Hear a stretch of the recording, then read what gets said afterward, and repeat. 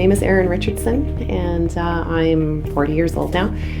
My husband was 51 when he passed away from melanoma in March 2013, and my role in his treatment, I guess, was his primary caregiver.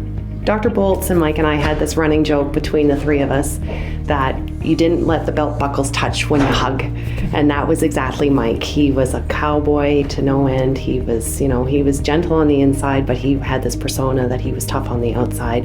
He was your typical man. It's fine, and didn't matter if his pain was a 10 that day, he would still say to his oncologist he was okay. When we met with the oncologist, we would fill out the form religiously every time we would go, and it never seemed to be addressed at all. But the very first time that we actually had anybody actually address the concerns on the form was when we met with Dr. Bolts. As soon as Mike filled out the tool, I always say we, but as soon as Mike filled out the tool and Dr. Bolts looked at it, things started to happen, and it took us like 9 months before anybody really acknowledged Mike's pain. But the day that we met with Dr. Bolts, the next day we were in at the pain clinic up at the Tom Baker, and finally the pain was getting addressed properly. The form was good because there were boxes that you could check at the bottom that you could select how you felt that day.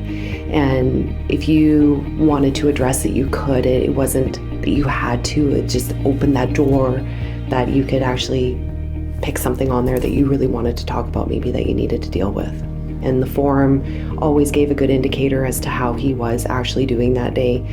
And we got to the point that we would compare like visit 1, 2, and 3 together to see Mike's progress and what had actually changed. And we found that the Screening for Distress tool actually gave Mike a voice. It was his turn to actually tell his story on how he was feeling.